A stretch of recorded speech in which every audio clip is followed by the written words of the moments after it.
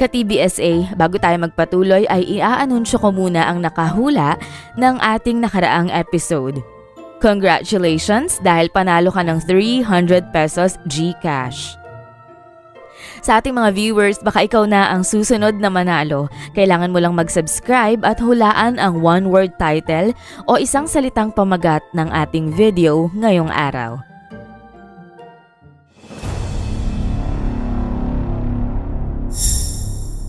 Si Catherine Crawford ay ipinanganak noong 1975 sa isang pamilyang nasa middle class sa Hartford, Connecticut.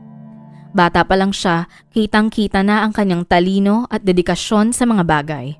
Ang kanyang mga magulang na parehong guro ay pinangaralan siya kung gaano kahalaga ang edukasyon at pagsisipag sa buhay. Naging magaling si Catherine sa paaralan, lalo na sa mathematics at economics, kaya't nakatanggap siya ng buong scholarship sa Yale University.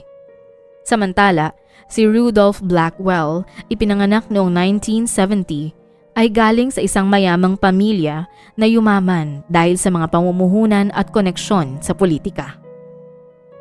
Bagamat nabuhay na may pribilehiyo, porsigido si Rudolph na gumawa ng sarili niyang pangalan. Nag-aral siya sa Harvard Business School kung saan pinahusay niya ang kanyang talento sa strategy and networking. Nagtagpo ang landas ni Catherine at Rudolph noong 1993 sa isang finance conference sa New York City. Si Catherine kakatapos lang ng kolehiyo at nagtatrabaho bilang isang junior analyst ay agad na napahanga sa husay at charm ni Rudolph. Si Rudolph naman ay naengganyo sa talino at ambisyon ni Catherine. Mabilis na umusbong ang kanilang relasyon. Nagsimula sa mga diskusyon tungkol sa market trends at nagtapos sa paglalakad sa Central Park. Pagkalipas ng isang taon na engaged ang dalawa at noong ding 1994 ay ikinasal sila. Ang kanilang pagsasama ay naging maayos sa umpisa. Ang galing ni Rudolph sa negosyo at ang kaalaman ni Catherine sa pinansyal ay naging dahilan upang maging maayos ang takbo ng kanilang status. Nanirahan sila sa Ashbury kung saan nagtatag si Rudolph ng kanyang consulting firm kung saan si Catherine ang naging CFO. Lumago ang kanilang kumpanya, nakakuha ng mga high-profile na kliyente at unti-unti silang nakilala. Sa kabila ng magandang takbo ng kanilang pagsasama at karera, nagsimulang magkalamat ang kanilang relasyon taong 2000. Napansin ni Catherine ang mga pagbabago sa kilos ni Rudolph. Mas madalas na siya sa opisina ng late at ang kanyang mga paliwanag ay nagiging malabo. Ang mga dating natural na kilos ng pagmamahal ay tila sapilitan na lamang. Dahil sa umuusbong na pagdududa, nagsimulang suriin ni Catherine ang bawat galaw ni Rudolph. Nakita niya ang mga kakaibang gasto sa credit card at mga tawag sa telepono na bigla na lang nitong tinatapos kapag siya'y lumalapit. Hindi pinakita ni Catherine ang kanyang pag-aalala, ngunit ang kanyang suspetsya ay lumalim. Ilang buwan pang lumipas, napatunayan ni Catherine ang kanyang kinatatakutan. Naiwan ni Rudolph ang kanyang laptop sa bahay at isang notification ang lumitaw sa isang email mula sa isang hindi kilalang address na may subject na "Can't wait to see you tonight, my love." Dahan-dahang binuksan ni Catherine ang email at ang kanyang mundo ay gumuho. Ang mensahe ay galing kay Victoria Delacroix, isang French art dealer na nakilala ni Rudolph sa isang business conference sa Paris noong nakaraang taon. Nakita niya ang palitan ng mensahe ng kanyang asawa at ng babae at parang patalim na tinusok ang kanyang puso sa natuklasan. Habang iniinda ang matinding sakit dala ng pagtataksil, nagpasya si Catherine. Maaari niyang kumprontahin si Rudolph at tanggapin ang posibleng pagkawala ng lahat o maaari siyang maghanda ng isang plano upang makapaghiganti sa pagtataksil ng asawa at maghilom ang malalim na sugat na kanyang nadarama. Nagpatuloy si Catherine sa kanyang pang-araw-araw na buhay. Nagmimistulang normal, ngunit ang kanyang isip ay abala sa pag-iisip ng plano. Gagamitin niya ang kanyang tiyaga, talino at lakas ng loob upang saktan si Rudolph sa paraan kung saan tingin niya ay makakamit niya ang hustisya. At ito ay sa pamamagitan ng pagsira sa dangal at pagkuha sa kayamanan ng asawa. Nakakita si Catherine ng isang pagkakataon nang subukang pasukin ni Rudolph ang isang business venture na masaya niyang ipinagyayabang sa asawa na may malaking potensyal na magdala ng milyong kita. Nakinig ng mabuti si Catherine habang masayang sinasabi ni Rudolph ang mga detalye ng proyekto at ipinakita nito ang suporta sa kabila ng kanyang pag-iisip na maisa sa katuparan nito ang kanyang paghihiganti. Sa mga sumunod na linggo, dahan-dahan niyang ginabayan ang pag-iisip ni Rudolph gamit ang kanyang kaalaman sa finance. Iminungkahi niyan mag-invest sila sa malaki bilang paraan para tiyakin ang kanilang future. Dahil sa bulag na ambisyon at tila walang sawang suporta ni Catherine, pumayag si Rudolph. Magkasama nilang inilaan ang malaking bahagi ng kanilang yaman sa venture. Pinilit ni Catherine na maging involved sa bawat aspeto ng proyekto.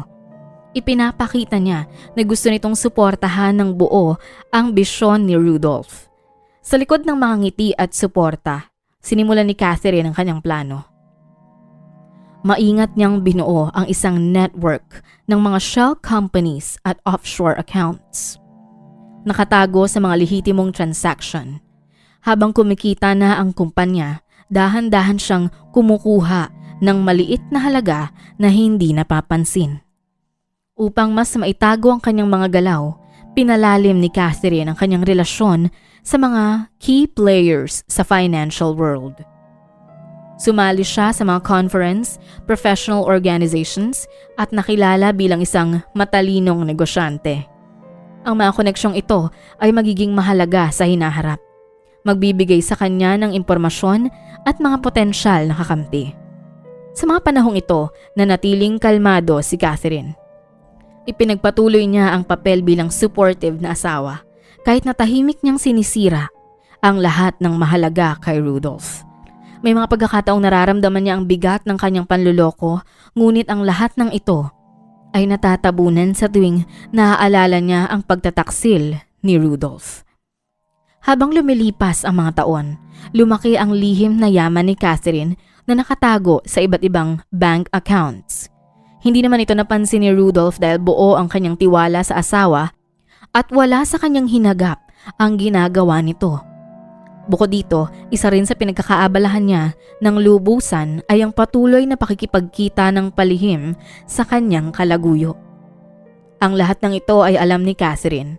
Gustuhin man niyang ipakulong na lamang ang asawa at ang kabit nito, alam niyang hindi ito magiging sapat kung kaya't isinakatuparan niya ang kanyang plano. Bagamat matagal bago niya maiparana sa taksil na asawa ang nararapat na parusa, naging matyaga siya sa kanyang mga ginagawa. At pinanatiling walang ideya si Rudolph sa lahat ng ito.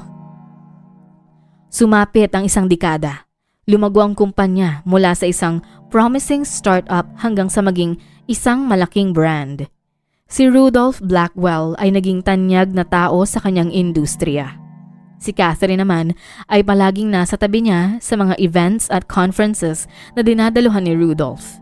Naging kilala si Rudolph ngunit ang tunay na utak sa likod ng kanyang tinatamasang tagumpay ay ang kaalaman sa financial strategies ni Catherine.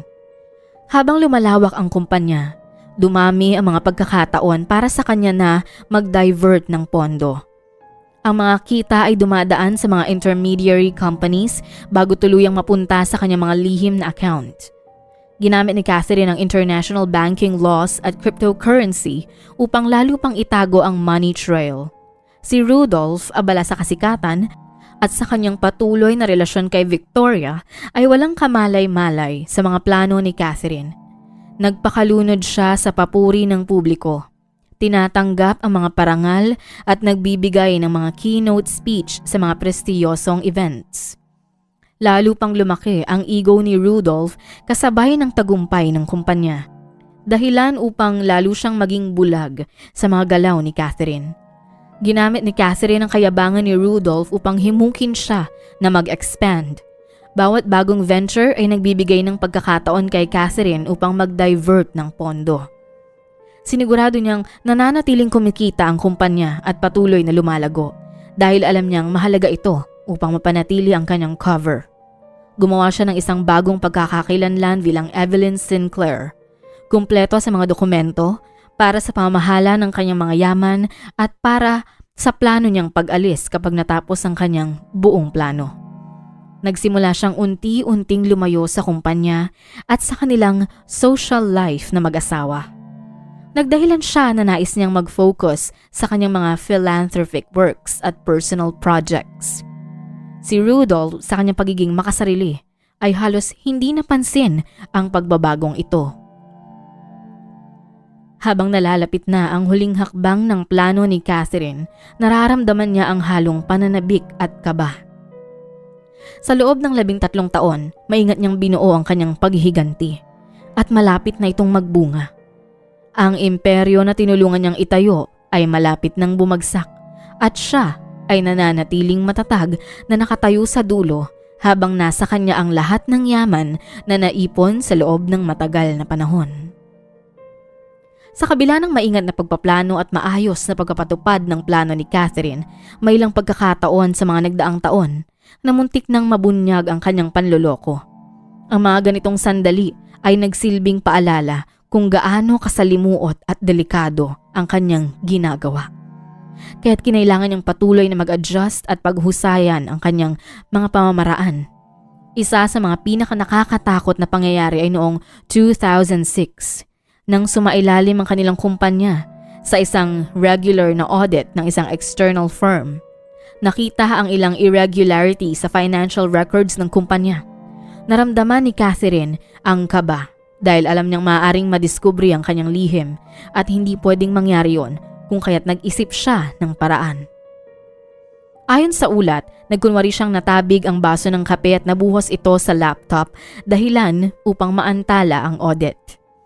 Habang naghihintay ng resumption ay nagtrabaho ng todo si Catherine upang maisaayos ang mga butas na maaaring magbuko sa kanyang lihim. Nang ipagpatuloy ang audit, nagawa ni Catherine na pagtakpan ng kanyang mga naging transactions at magmula ng araw na yon ay mas nagdoble siya ng pag-iingat. Gayunpaman, isang bagong hamon ang kinaharap niya noong 2008 nang biglang magdesisyon si Rudolph na mag-hire ng bagong CFO. Ito ay upang bigyan si Catherine ng mas maraming oras para sa kanyang mga gawain bilang philanthropist. Ang bagong CFO na si Reginald Hartley ay isang malaking banta sa operasyon ni Catherine. Para malutas ito, gumamit si Catherine ng iba't ibang taktika. Ginamit niya ang kanyang network upang makakuha ng mga impormasyon laban kay Hartley. Kasabay nito, nakipagkaibigan siya sa asawa ni Hartley, si Elaine, at naging malapit sa kanilang mag-asawa. Nagawa ni Catherine na impluwensyahan si Hartley at mailayo ang kanyang atensyon sa mga bahagi ng negosyo na maaaring makasira sa kanyang plano. Pagsapit ng 2012, naramdaman ni Catherine na panahon na upang gawin ang huling bahagi ng kanyang plano. Narating na ng kumpanya ang rurok nito, kung saan pinakamataas ang market valuation ng kumpanya. Pinalaki nito ng tuluyan ang ego ni Rudolph na naniwalang wala nang makakatibag sa kanyang kumpanya. Ito na ang tamang oras para tapusin ni Catherine ang lahat.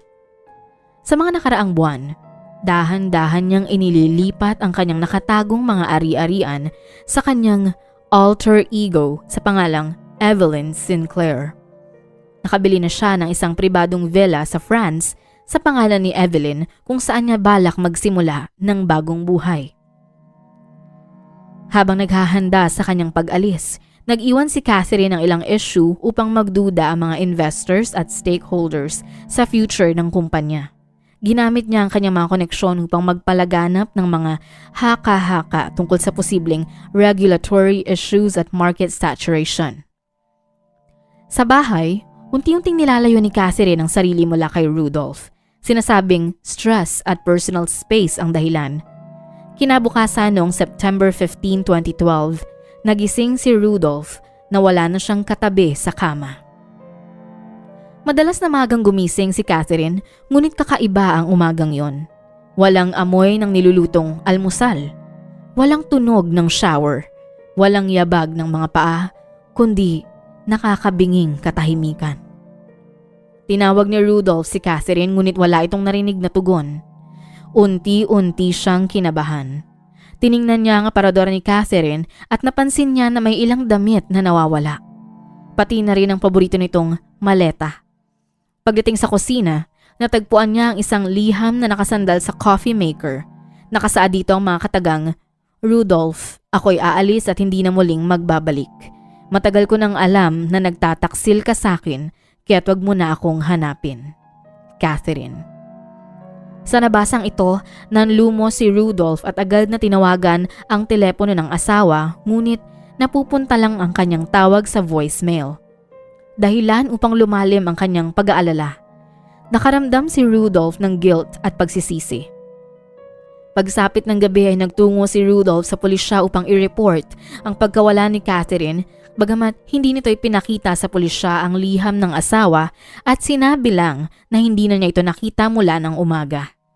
Mabilis na kumalat ang balita tungkol sa pagkawala ni Catherine Blackwell sa buong Ashbury. Nagsimulang mag-imbestiga ang mga pulis upang matunton si Catherine. Ang investigasyon ay nagsimulang bumaling sa ibang direksyon matapos silipin ng mga detective ang mga financial records ng Blackwell. Unti-unti nilang natuklasan ang mga irregularities na sa simula'y maliliit, ngunit palaki ng palaki habang mas sinisiyasat nila. Hindi nagtagal, naging malinaw na hindi ito isang karaniwang kaso ng nawawalang tao.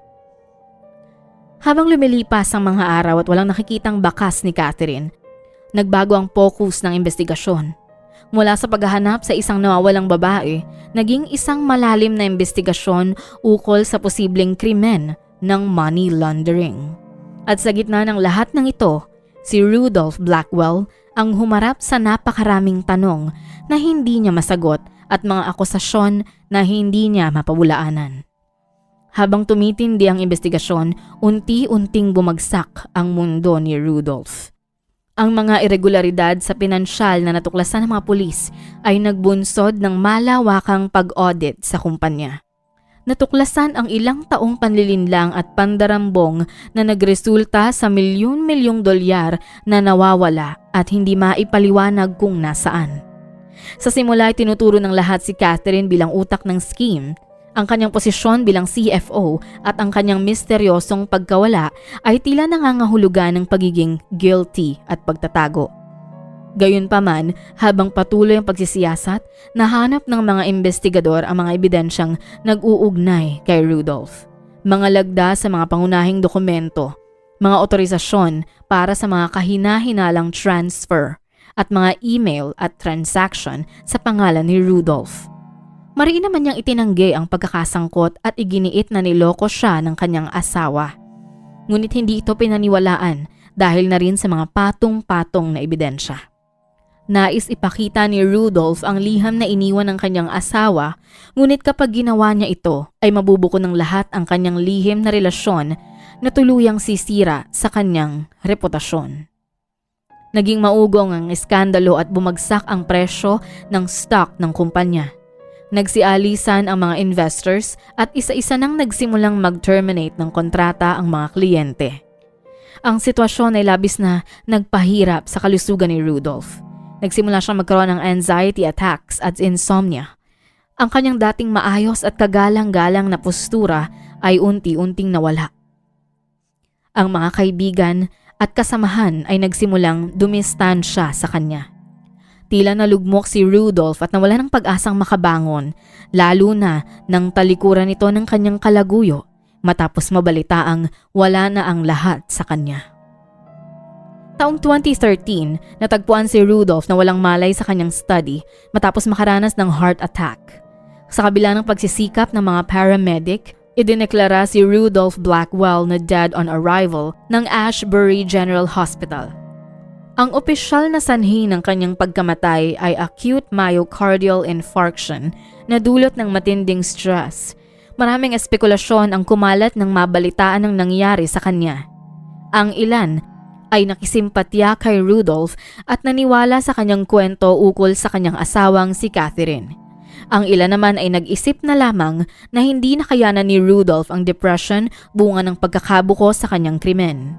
Ang kumpanya ay idineklarang bankrupt kalaunan at maraming mga investors ang nalugi. Ang bahay ni Rudolph ay napunta sa possession ng bangko na kinauutangan nito at ang mga staff ng bangko na nagtungo sa bahay ni Rudolph ang nakadiskubre sa liham na iniwan ni Catherine na agad naman nilang isinuko sa pulisya. Ito ang nagbigay ng kumpirmasyon sa mga pulis na totoo ang mga kwento ni Rudolph ukol sa pagkawala ng kanyang asawa at pagiging involved nito sa pagkawala ng pera ng kumpanya. Nadiskubre ng otoridad ang paglilipat ng mga pondo sa pangalan ni Evelyn Sinclair. Ngunit kailanman ay hindi na ito natunton. May mga teoryang lumabas na sinasabing maaring nagparitoke na ito o nagpabago ng mukha upang hindi na muling makilala.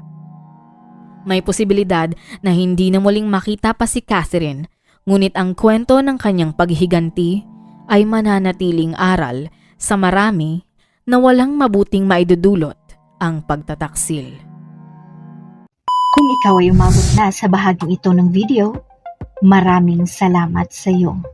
Para sa iba pang istorya, huwag mong kalilimutang mag-subscribe sa aming channel at kung may nais kang ma-feature na kwento na sa tingin mo ay angkop sa channel na ito, maaari mo itong isulat sa comment section. Ito ang Tagalog Bizarre Story Archives.